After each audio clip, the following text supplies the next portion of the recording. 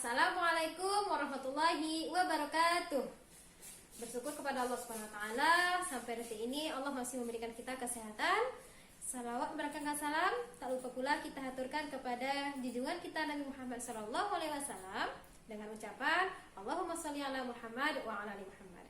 Baik Ustazah, seperti biasa sebelum kita memulai belajar, Ustazah akan memperkenalkan sebuah hadis. Insyaallah hadis ini mudah dihafal. Hadis ini berbunyi anta ma'a man ahbabta. Anta ma'a man ahbabta. Yang artinya kita, kamu bersama dengan orang-orang yang kamu sukai. Nah, ini akan memberikan kepada kita pelajaran bahwa apa yang kita sukai di dunia ini akan berimbas kepada akhirat kita nanti.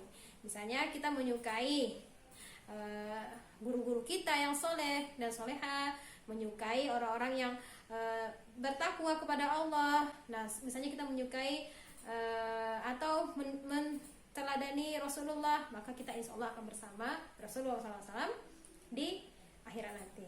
Nah, tapi sebaliknya ketika kita menyukai yang mereka itu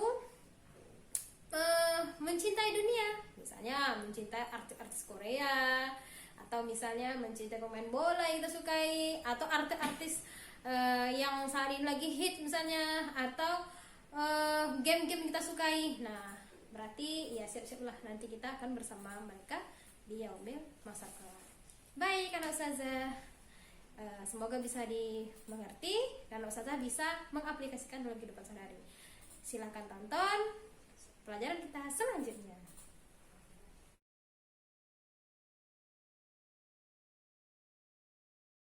Anak-anak Ustazah yang soleh dan soleha, nah, Ustazah akan menjelaskan kali ini tentang nilai-nilai yang terkandung dalam Pancasila.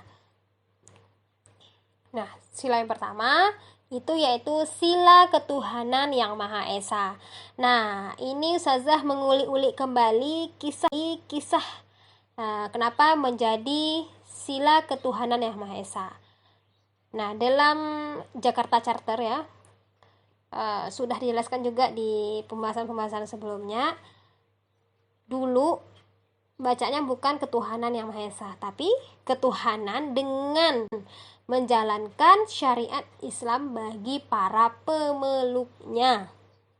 Tapi dengan berbagai pertimbangan ya, akhirnya berubah menjadi ketuhanan Maha Esa. Padahal kalau kita ketahui bersama ya, ini kan bagi pemeluknya. Nah, coba nih, kalau bagi pemeluknya berarti kita orang ya, kita sebagai orang muslim itu mungkin ya Masya Allah luar biasa, kita bebas ya, kita mudah, kita enjoy. Nah, karena kenapa ya, kejahatan kriminal itu bisa mudah diatasi. Nah, begitu ya saja ya. Masih membahas mengenai sila pertama ketuhanan yang Maha Esa. Contoh-contoh nilai-nilai sila ini antara lain percaya dan takwa kepada Allah Sang Pencipta. Kita yakin ya bahwa Allah Sang Pencipta. Nah, kalau nggak yakin bahaya tuh. Nah, baik. Yang contoh selanjutnya itu saling menghormati kebebasan menjalankan ibadah sesuai dengan agamanya masing-masing. Misalnya kita ingin mengadakan acara daurah gitu kan ya, kita nggak boleh dihalang-halangi. Karena kenapa? Itu harusnya menghormati ya, menjalankan ibadah kita, karena itu merupakan salah satu syariat Islam ya, dan kita nggak boleh dihalang-halangi harusnya. Terus juga kita sebagai muslim juga tidak boleh menghalang-halangi orang yang selain Islam itu menjalankan ibadahnya. Nah, masih banyak contoh yang lain. Ini ada 2 contoh yang saya contohkan. Saya berharap nanti anak saya bisa mencari contoh yang lain selain ini. Baik anak Ustazah, kita berpindah ke sila kedua, yaitu sila kemanusiaan yang adil dan beradab. Nah, ini sudah paparkan contohnya, ada beberapa contoh seperti mengakui persamaan derajat, mengembangkan sikap tenggang rasa dan tepas selera, tidak semena-mena terhadap orang lain, menjunjung tinggi nilai-nilai kemanusiaan. Nah, ketika sila ini diterapkan luar biasa ya, mungkin pembunuhan-pembunuhan itu minim sekali, tapi apalagi ya menerapkan aturan Islam. Karena di aturan Islam itu jelas bagi pembunuh itu dibunuh balik kayak gitu. Nah, kalau sudah ada aturan seperti itu dengan jelas, mah orang nggak berani membunuh orang lain. Masya Allah luar biasa ya. Kita berpindah kepada penjelasan selanjutnya, yaitu sila ketiga, sila yang berbunyi Sila Persatuan Indonesia. Kita berikan contohnya seperti menempatkan persatuan, kepentingan, dan keselamatan bangsa dan negara. Nah, ini nanti contoh-contohnya secara khusus. Nah, ini secara umum ya. Secara khususnya baik di lingkungan rumah, sekolah, apa segala macam nanti kita jelaskan di slide berikutnya.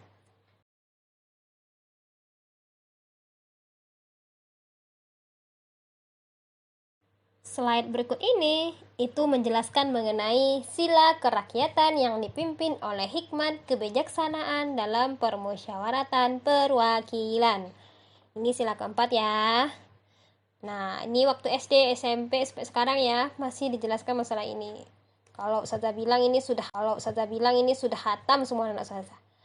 Nah, baik, ini ada beberapa contoh yang Ustazah paparkan.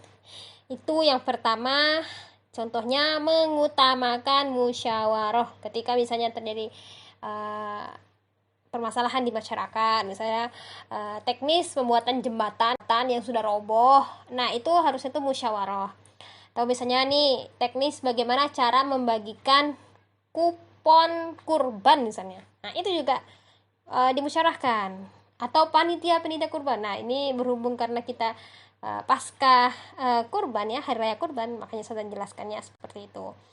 Nah, juga contoh yang lain seperti keputusan yang diambil harus dapat dipertanggungjawabkan. Ini salah satu contohnya. Misalnya kita sudah musyawarah dan mendapatkan keputusan. Keputusannya adalah ketika membagikan kupon kurban itu kita mendatangi door to door. Nah, ke rumah-rumah tetangga, ke rumah-rumah sejawat yang lainnya kayak gitu, oleh misalnya Pak RT atau pembantunya Pak RT, atau orang-orang yang akan di mana itu. Nah, sudah sampai keputusan itu, maka harus bertanggung jawab terhadap keputusan tersebut. Itu contohnya. Nah, contoh selanjutnya itu adalah tidak memaksakan kehendak kepada orang lain. Nah, misalnya dalam forum musyawarah, terus kita memiliki pendapat berbeda dengan pendapat yang lain. Nah, sebagai orang yang berbesar hati, tenggang rasa terhadap yang lain, itu tidak boleh menganggap keputusan kita terbaik, terus meremehkan keputusan orang lain. Intinya tidak boleh memaksakan kehendak kita ya, yang kita inginkan kepada orang lain agar mereka setuju dengan apa yang kita sampaikan. Ketika sudah mufakat, artinya sudah bulat keputusan tersebut, ya udah kita tinggal ikut aja. Kita harus berbesar hati.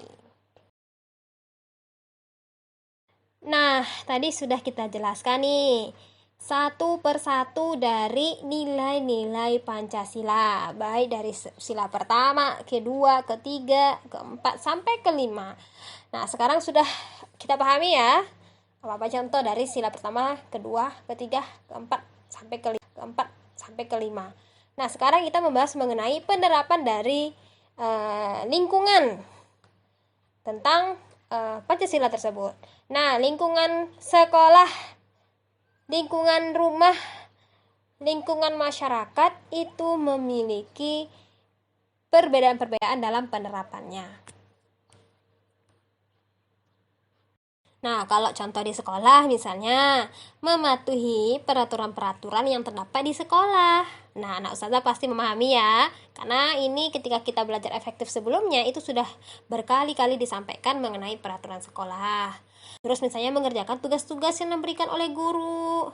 Terus menghormati teman kita sebaya, adik-adik kelas, dan sebagainya. Itu contoh yang berada di sekolah. Nah, kalau di rumah tuh juga hampir sama sih dengan yang di sekolah, menghormati kedua orang tua kita, menyayangi adik-adik, mematuhi, misalnya kita memiliki peraturan di keluarga, memiliki peraturan poin-poin bla bla bla bla. Nah, kita mematuhi aturan-aturan tersebut yang setelah kita sepakati.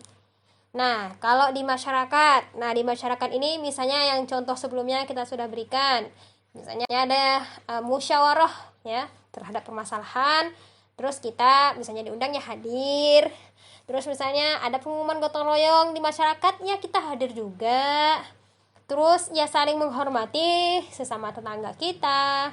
Nah, tentunya semua kepatuhan-kepatuhan yang terdapat di sekolah, di rumah, di masyarakat tentunya tidak lebih boleh tinggi dari kepatuhan kita kepada Allah Subhanahu wa Ta'ala. Baik, kalau Ustazah, itulah tadi penjelasan dari materi kita pada hari ini. Semoga anak Ustazah bisa memahaminya. Ustazah akan memberikan tugas, dan Ustazah akan memberikan tugas itu melalui Google Form.